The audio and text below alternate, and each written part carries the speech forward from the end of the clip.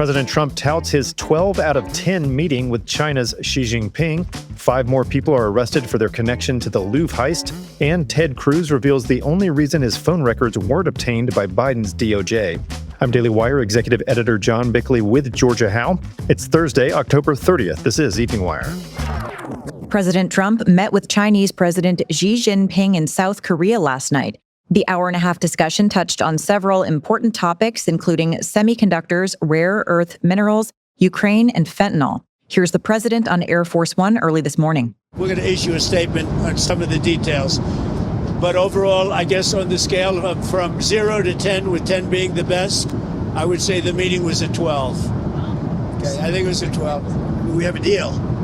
Now, every year we'll renegotiate the deal, but I think the deal will go on for a long time, long beyond the year. We'll negotiate at the end of a year, but all of the rare earth has been settled, and that's for the world. I mean, worldwide. Former military diplomat to Asia, Brent Sadler, had this assessment on Fox this morning. Both sides clearly wanted the same thing, a positive beginning to a new phase of these negotiations. And I think it was helpful that they included more than just economics in these negotiations, because there's quite a lot of issues that are weighing in on this bilateral relationship. Just days before meeting with Trump, Xi Jinping unveiled China's new 5-year plan designed to compete against the U.S. Daily Wire senior editor Cabot Phillips has more. The plan, presented to the Chinese Communist Party's Central Committee, emphasizes the country's ambitions in technology and manufacturing. Alluding to Western dominance in these fields, Xi said, quote, "The balance of global power is undergoing profound readjustment, and breakthroughs in a new phase of technological revolution and industrial transformation are accelerating." Addressing recent U.S. trade policies, Xi added, quote, "Unilateralism and protectionism are raising their heads, and the threats from hegemony and power politics are escalating." Meanwhile, Trump has announced that he's directed the U.S. Department of War to resume testing its nuclear arsenal for the first time in decades. The president referenced other countries' nuclear tests in a post on Truth Social and said he'd instructed the Department of War to start testing our nuclear weapons on an equal basis. This comes on the heels of Russia's flagrant tests of nuclear-capable missiles and torpedoes. If completed, these would be the first American nuclear weapons tests since 1992. Hurricane Melissa has passed through the Bahamas and is barreling toward Bermuda. The storm claimed at least 30 lives as it swept through Jamaica, Haiti, and the Dominican Republic. Melissa has been downgraded to a Category 2 hurricane with winds of 105 miles per hour. The defense minister of Pakistan just threatened to send the Taliban back to the caves. Peace talks collapsed yesterday following a wave of violence along the border of Pakistan and Afghanistan. Dozens of soldiers and civilians were killed in recent attacks by terror groups, which Pakistan says are being sheltered by the Taliban. After a tenuous ceasefire and later peace talks fell through, Pakistan's defense minister said on X, quote, "Pakistan does not require even a fraction of its full arsenal to completely obliterate the Taliban regime and push them back to the caves for hiding." Tentative peace has settled back over Gaza after Israel's retaliatory airstrikes against Hamas. Here's Daily Wire reporter Tim Pierce. Israel's military said on Thursday that the terror group has handed over the bodies of 2 more hostages, though the bodies have not yet been analyzed. Hamas handed what it said were the bodies of 2 hostages over to the Red Cross. The remains were then escorted into Israel and taken to the National Institute of Forensic Medicine for identification. Since the ceasefire went into effect roughly 3 weeks ago, Hamas has turned over the bodies of 15 hostages. 13 more remain to be recovered. According to the terms of the ceasefire, all hostages were supposed to be returned in a matter of days. Israel has said that Hamas's failure to follow through on its commitment has been a breach of the ceasefire's terms.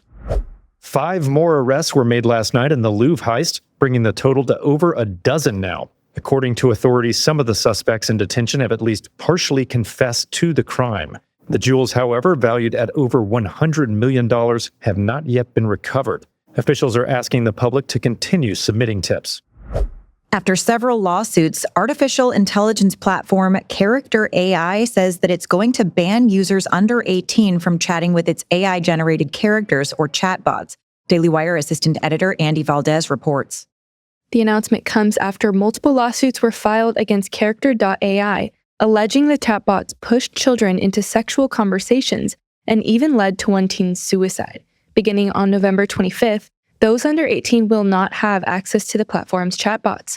Until then, teens will be limited to 2 hours of chat time with the AI-generated characters. The most concerning lawsuit against the company was filed by the family of a 14-year-old from Orlando, Florida. His family said he started using character.ai and grew attached to the chatbot, with conversations turning romantic and sexual, leading ultimately to his seclusion and tragic death. Speaking ahead of Vice President Vance at a Turning Point USA event on Wednesday, Erica Kirk told a crowd of students that her late husband, Charlie, learned how to have courage by starting his day with 3 simple questions. What is something I can do for someone today? What is something I can do to add value to the world today? How can I honor God today? Those were the 3 questions combined with the words he saw every single morning. So to me, seeing on his desk, that was him suited up with the armor of the Lord every day. And what I'm realizing with that is those were the action points of how to have courage. Ask yourself those 3 questions every single day. And I promise you, you will get courage. Because what death amplifies even more is that you only get one life. I want to remind you that God has created you for greatness.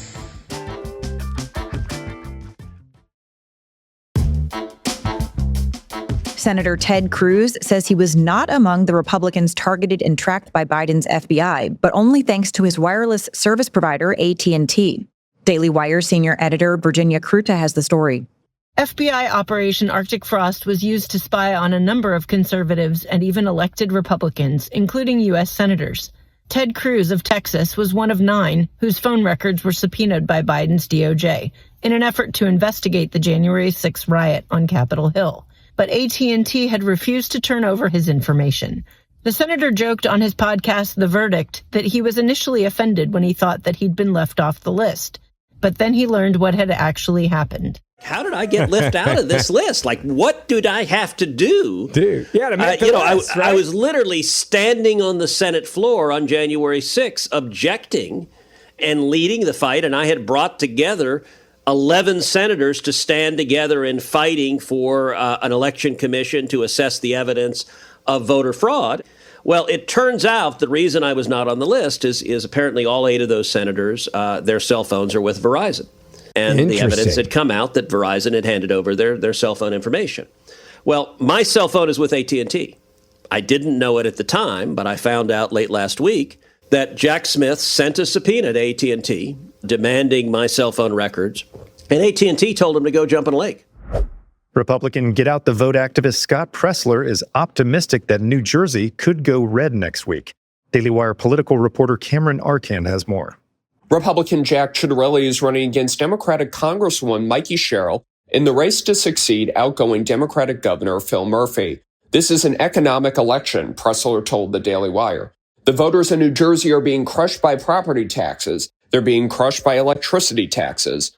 Pressler noted that while much of this cycle's focus has been on the Virginia gubernatorial election and the New York City mayoral race, New Jersey has come into focus in the waning days of the campaign as Americans realize a Republican may take the governor's mansion. Democrats are finally realizing Jack is poised to become the next governor, Pressler said. I think the thing that is different as well is the national attention New Jersey is getting when it wasn't really getting months ago, when we were banging on every door and shouting to people, New Jersey is 100% in play. Former California Governor Arnold Schwarzenegger came out with some rare commentary this week, denouncing current Governor Gavin Newsom's proposed ballot measure to gerrymander the state. Daily Wire senior editor Joel Needler reports. At a campus event, the actor and former governor said, quote, "It doesn't make any sense to me that because we have to fight Trump, we become Trump. Two bad behaviors don't make a right." California's Proposition 50, dubbed the Election Rigging Response Act, would redraw lines so as to reduce the impact of conservative voting blocs in the state, focusing on heavily Latino areas that broke for Trump in 2024. The act came in response to a Texas decision to redraw their map and triggered an arms race across the country of both red and blue states to pass redistricting measures. On Wednesday, a police commander in Portland accused federal forces in the city of inflaming anti-ICE protests. Daily Wire immigration reporter Jenny Tare has more. Commander Franz Koenig testified during a federal bench trial on President Trump's authority to deploy National Guard to the city. The commander said the federal forces' use of tear gas was, quote, startling and went against state and federal law. He also claimed that the tear gas was used against nonviolent demonstrators at an ICE facility. That ICE facility has been rocked by protests for months, which the Department of Justice have said involve violence and threats of violence directed at federal law enforcement. Since Trump took office in January, ICE agents have faced a more than 1,000% increase in assaults. A torn-down statue has been resurrected in D.C. Protesters toppled the statue of Confederate General Albert Pike and set it on fire back in June 2020 in the wake of George Floyd's death. But the National Park Service reinstalled the statue this week. That's in keeping with an executive order from President Trump entitled Restoring Truth and Sanity to American History. The Park Service says that restoring the statue, the only one to a Confederate general within D.C., falls under its current mandate to, quote, beautify the nation's capital and restore pre-existing statues. And members of Congress will come together this evening, not to debate or campaign, but to publicly pray for America. The House Freedom Caucus and the Family Research Council will host a first-ever national call to prayer titled Congress Prays for America. It will unite members of Congress, Christian leaders, and Americans across the country. Members will pray for an end to political violence, pray for the president, for Congress, and for people impacted by the ongoing shutdown, as well as for peace and protection in Israel. All right, those are your drive home updates today. To learn more about these stories, go to dailywire.com. And in case you missed it earlier today, we covered some major stories, including Trump's big sit-down with China's Xi Jinping, a blistering congressional report on Biden's presidency, and the growing push for Canada's euthanasia program to include minors. Thanks for tuning in. We'll be back tomorrow morning with another full edition of Morning Wire.